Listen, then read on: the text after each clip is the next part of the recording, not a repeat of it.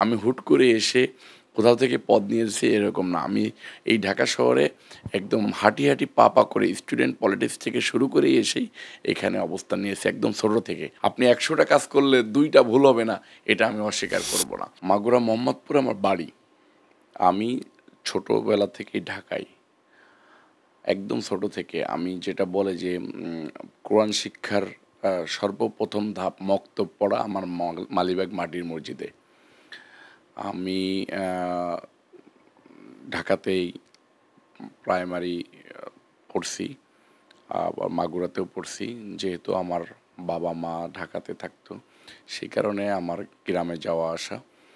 আমি ঢাকাতে আ মাগুরাতে গঙ্গারামপুর স্কুলে 9 পর্যন্ত পড়েছি। পরে আমার SSC Rahmatullah model school, college Ispahani college আ কেরানীগঞ্জে আরকি। বিভিন্ন মামলা মোকদ্দমার কারণে বিভিন্ন জায়গায় বিভিন্নভাবে থাকতে হয়েছে, চলতে হয়েছে। ঢাকাতেই আমার বেড়ে ওঠা। মাগুরাতে অল্প কিছুদিন, বেশি দিন না, হয়তো 2 ইয়ার্স আরকি সব মিলিয়ে। আমি মাগুরার সন্তান হিসেবে ঢাকাতে আসছি। বাংলাদেশের যত মানুষ রাজনীতিবিদই দেখবেন, সবাই গ্রাম থেকেই সবাই আসছে। রাজনীতিতে ২ টা জিনিস হচ্ছে ক্যাপাসিটি, ক্যাপাবিলিটি। ক্যাপাসিটি, ক্যাপাবিলিটি দিয়েই মানুষের মাঝে অবস্থান করে নিতে হয়। এই পার্টি অনেক বড় দল, জাতীয়তাবাদী দল বিএনপি, দেশের গণতান্ত্রিক দল। এই দল অনেক বড় দল। এই দলের ১৭ বছর যাবৎ যারা আন্দোলন সংগ্রাম করেছে তাদের ভিতরে আমি বিএনপির ভারপ্রাপ্ত চেয়ারম্যান তারেক রহমান সাহেবের ক্ষুদ্র কর্মী হিসেবে চেষ্টা করেছি। আমি মোহাম্মদপুর থানা ছাত্রদলের যুগ্ম আহ্বায়ক ছিলাম। আমি মোহাম্মদপুর থানা বৃহত্তর ঢাকা মহানগর উত্তর সাবেক যে ৪৭ নম্বর ওয়ার্ড, সেই ৪৭ নম্বর ওয়ার্ড ছাত্রদলের কর্মী ছিলাম। তারপরে ঢাকা মহানগর পূর্ব ছাত্রদলের প্রতিষ্ঠাকালীন সাংগঠনিক সম্পাদক হয়েছি। ঢাকা মহানগর দক্ষিণ যুবদলের যুগ্ম আহ্বায়ক হয়েছি। যুবদল কেন্দ্রীয় নির্বাহী কমিটির সদস্য হয়েছি। এরপরে ঢাকা মহানগর দক্ষিণ যুবদলের সদস্য সচিব হয়েছি। আমার পদটা কিন্তু ছোট ছিল না। আমি হুট করে এসে কোথাও থেকে পদ নিয়েছি এরকম না। আমি এই ঢাকা শহরে একদম হাঁটি পা করে স্টুডেন্ট পলিটিক্স থেকে শুরু করে এসেই এখানে অবস্থান নিয়েছি একদম ছোট থেকে। এরপর দিয়ে আমার আন্দোলন সংগ্রামের মধ্য দিয়ে বিএনপির ভারপ্রাপ্ত চেয়ারম্যান তারেক রহমান সাহেব মনে করেছেন যে এই ছেলেটাকে আমি সহযোগিতা করলে এই ছেলেটাকে একটা জায়গায় দেওয়া যায়। সেটার ধারাবাহিকতায় বিএনপির ভারপ্রাপ্ত চেয়ারম্যান তারেক রহমান সাহেবের দয়ায় আমি এখানে এসেছি। দেশনেত্রী বেগম খালেদা জিয়ার দয়ায় আমি এখানে এসেছি। এটা আমার জিয়া পরিবারের প্রতি কৃতজ্ঞতা। স্বৈরাচার হাসিনা অতীতের সকল স্বৈরাচারকে হার মানিয়েছে। স্বৈরাচার হাসিনার বাবা শেখ মুজিব ছিলেন স্বৈরাচার। স্বৈরাচার হাসিনার সাথে যে সর্বশেষ জোটে ছিলেন এরশাদ, হোসেন মোহাম্মদ এরশাদ, তিনিও ছিলেন স্বৈরাচার। স্বৈরাচার হাসিনাকে যারা নবম জাতীয় সংসদ নির্বাচন ২৯শে ডিসেম্বর পিছন দিয়ে ক্ষমতায় এনেছেন ফখরুদ্দিন মঈনুদ্দিন, তারাও ছিলেন স্বৈরাচার। ৩ মাসের তত্ত্বাবধায়ক সরকার ৩ বছরে অতিবাহিত হয়েছে। স্বৈরাচার হাসিনা এদের সবাইকে অতিক্রম করে যে পরিমাণ নির্যাতন নিপীড়ন চালিয়েছেন বাংলাদেশের মানুষের উপরে, সে জায়গা থেকে আমিও রেহাই পাইনি। আমার নামে অসংখ্য মামলা দেওয়া হয়েছে। আমি যেমন ২৮শে অক্টোবরের আগে একটা লয়ারদের কাছ থেকে হিসাব পেয়েছিলাম যে ২০৬টা মামলা। ২৮শে অক্টোবরের পরে তো মামলা হয়েছে মনে হয় শত মামলা হয়েছে। তারপরে বৈষম্য বিরোধী আন্দোলনে শত মামলা হয়েছে। এই যে গণতান্ত্রিক আন্দোলন করলাম আমরা, ছাত্র আন্দোলন, গণ অভ্যুত্থান, এই গণ অভ্যুত্থানে আমি গুলিবিদ্ধ হই। এই গণ অভ্যুত্থানে ঢাকা শহরে ২টা কারফিউ ভেঙে মিছিল হয়েছিল। আমি পরবর্তীতে মিডিয়ায় যেটা দেখতে পেরেছি। একটা করেছিলেন ছাত্রদলের বর্তমান সাধারণ সম্পাদক নাসির উদ্দিন নাসিরের নেতৃত্বে এই কাকরাইল মোড় পর্যন্ত, শান্তিনগর থেকে কাকরাইল মোড় পর্যন্ত। আরেকটা মিছিল হয়েছিল আমার নেতৃত্বে, সেটা হয়েছিল বেলি রোডের মনোয়ারা হসপিটাল থেকে শুরু করে শান্তিনগর হয়ে, এই বেলি রোড হয়ে শান্তিনগর হয়ে মালিবাগ পর্যন্ত আমরা এই মিছিলটা করেছিলাম। আমরা সেনাবাহিনীর সাথে এইখানে বেলি রোডে দফায় আমাদের সাথে ফাইটিং হয়েছিল। পুলিশ তো ছিলই, পুলিশ র্যাব এদের তো ছিলই। আমরা এইসব পরিস্থিতি ফেস করে এইখানে এসেছি।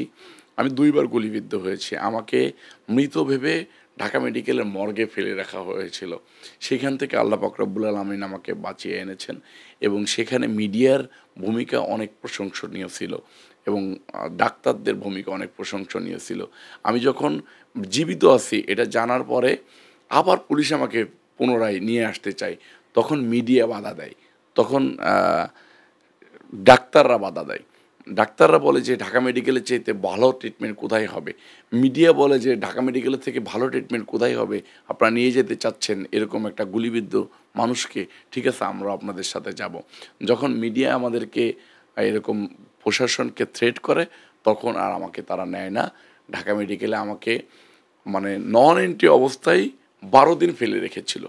১২ দিন ফেলে রাখার পরে দেশনেত্রী বেগম খালেদা জিয়ার হস্তক্ষেপে বিএনপির তৎকালীন ভাইস চেয়ারম্যান যে মারা গেছে খন্দকার মাহবুব হোসেন, উনি হাইকোর্টে রিট করে যে কেন একটা গুলিবিদ্ধ মানুষকে ১০ দিনেও মানে অ্যারেস্ট দেখানো হচ্ছে না, কিন্তু তাকে পুলিশ পাহারা দিয়ে রাখা হয়েছে।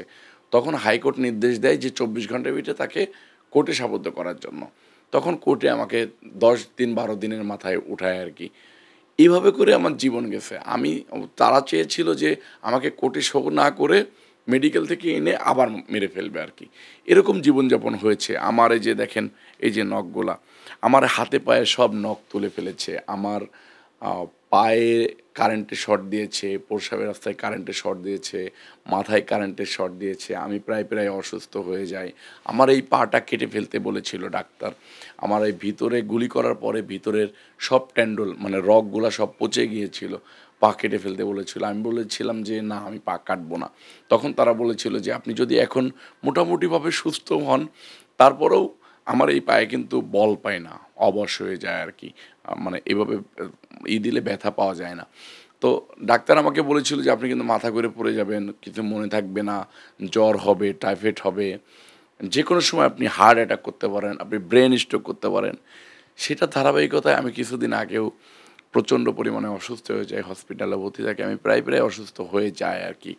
তারপরও আমার মনোবল, বিএনপির ভারপ্রাপ্ত চেয়ারম্যান তারেক রহমান সাহেবের অনুপ্রেরণা, জিয়া পরিবারের ভালোবাসা আমাকে সুস্থ রাখে। মানুষের মনের বলই হচ্ছে সবচেয়ে বড় বল। আমি নিজের গায়ে শক্তি দিয়ে বেঁচে থাকার চেষ্টা করি। সামনে আন্দোলন সংগ্রাম করার চেষ্টা করি। সবসময় নেতৃত্বে সামনে থাকার চেষ্টা করি এবং ঢাকা মহানগর দক্ষিণ যুবদলের দায়িত্বে আছে আমি। ঢাকা মহানগর দক্ষিণ যুবদলকে সুশৃঙ্খলভাবে রাখার চেষ্টা করি। আমার যদি কোনো ভুল না হয় তাহলে হয়তোবা বিএনপি আমাকে স্যাক করবে না। আমি যদি ভুল হয়, আমি ফেসবুকে স্ট্যাটাস দিয়ে বলেছি যে যেদিন আমার ভুল হবে সেদিন আমি জাতির কাছে ক্ষমা চাবো, জিয়া পরিবারের কাছে ক্ষমা চাবো। জিয়া পরিবার এবং জাতি যদি মনে করে যে না ক্ষমা করা যাবে না, সেদিন আমি শাস্তি মাথা পেতে নেব। কিন্তু আমার যদি ভুল না হয় সেটা আমি জাতির কাছে এবং জিয়া পরিবারের কাছে আবেদন রেখেছি যে আমি যদি ভুল না করে মিথ্যা কোনো প্রোপাগান্ডের শিকার হই, তখন যেন আমার দেশের জনগণ, বিপ্লবী জনতা, আমি যাদের জন্য আন্দোলন লড়াই সংগ্রাম করেছি এবং জিয়া পরিবার দেশের গণতান্ত্রিক আন্দোলনের নেতৃত্ব দেয়, আমি তাদের জিয়া পরিবারের কাছে আবেদন করেছি যে আমার প্রতি যেন কোনো অন্যায় না করা হয়। গণ অভ্যুত্থানের সময় যখন আমি গুলিবিদ্ধ হয়েছি তখন আমি একটা বাসার ভিতরে ছিলাম। ফার্মাসি থেকে লোক এনে সেই গুলি বের করাই একজন আমাদের প্রাইভেট ডাক্তার দিয়ে ওই সময় ডাক্তারটাকে এনে আমি গুলি বের করি। গুলি বের করে তারা ড্রেসিং করে দিত প্রতিদিন। ড্রেসিং করে দিয়ে সেলাই দিয়ে দিছিল।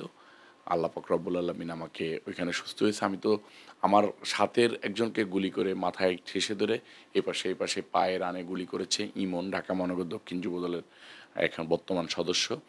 ওকে স্পটে ধরে গুলি করে আর আমি ওকে ধরার সাথে আমাকে ভেবে ওকে ধরে।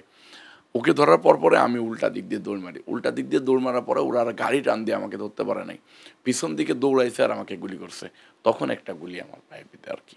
২-১টা লোক বিভিন্ন জায়গায় যেয়ে নেগেটিভ কমেন্ট করে এবং সেটার কমেন্টে গিয়ে দেখা যায় যে হয় ভিয়েতনাম, না হলে অন্য জায়গায়। তখন এটার আমি জানতে চাইছি যে এরা কারা? এরা দেশের বাইরে থেকে এই যে ফেক আইডি দিয়ে কমেন্ট করতেছে, এটা কারা? তখন আমি বিভিন্ন মাধ্যমে জানতে পেরেছি এরা বট বাহিনী। ফেসবুকের নাম নাকি এটা বট বাহিনী, আই ডোন্ট নো, আমি জানি না ঠিক। আমি শুনছি যে এটা বট বাহিনী। এদের নামের পাশে দেখা যায় যে বেশিরভাগ আমি দেখেছি যে জামাত শিবিরের লোকজন আমার এখানে নেগেটিভ কমেন্ট করে, একজন লোক 10টা কমেন্ট করতেছে, নেগেটিভ কমেন্ট করতেছে আর কি, একটা মব সৃষ্টি করার চেষ্টা করে আর কি। আমার কাছে মনে হয়েছে যে সাধারণ জনগণ যেহেতু আমাকে ভালোবাসে, আমার দলের নেতাকর্মীরা যেহেতু আমাকে ভালোবাসে, বাইরের দলের লোক আমাকে নিয়ে সমালোচনা করলো কি করলো না, আই ডোন্ট কেয়ার। আমি আমার রাস্তায় সঠিক পথে চলবো।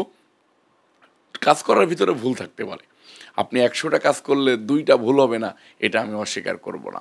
কাজ করার ভিতরে ভুল হইতে পারে, কিন্তু আমি যে 98টা কাজ সঠিক করেছি সেটাকেও যেন মূল্যায়ন করা হয়, ওই 2টা ভুলকে যেন শুধু মূল্যায়ন না করা হয়। আমার রাজনীতি হচ্ছে জনগণের জন্য রাজনীতি করা, অসহায় সাধারণ মানুষের জন্য রাজনীতি করা। আমি যেহেতু আমার বাড়ি যেহেতু মাগুরা জেলায়, মোহাম্মদপুর থানায়, ওটা মাগুরার 2 আসন, আমি চেষ্টা করতেছি ওইখানকার অবহেলিত মানুষের পাশে দাঁড়ানো।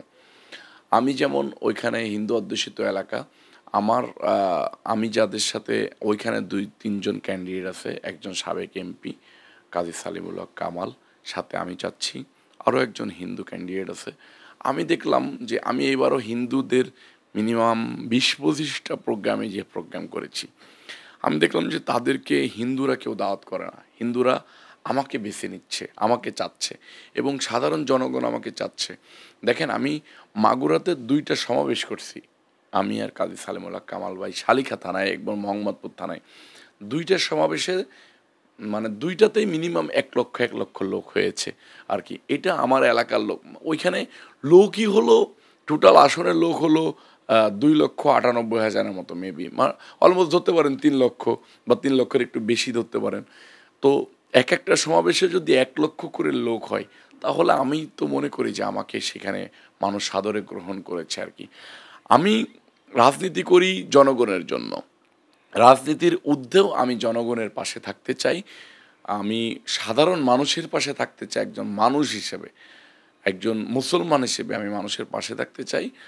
আমার ধর্ম যেহেতু মুসলিম, এরপরও আমার ধর্মে একটা কথা আছে যে হিন্দু মুসলিমের ভিতরে কোনো বিভেদ নাই, যার যার ধর্ম তার পালন করতে হবে।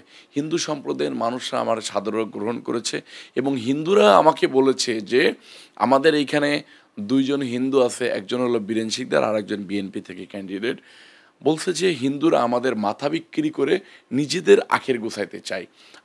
আমাদের কাছে মনে হয়েছে আপনি রবিউল ইসলাম নয়ন আমাদের পাশে সবসময় থাকবেন, আমাদের মাথা বিক্রি করে নিজের আখের গোছাবেন না, তাই আমরা আপনাকে ভোট দিয়ে নির্বাচিত করতে চাই। খবরের কাগজ, নিখাত, নির্ভীক, নিরপেক্ষ।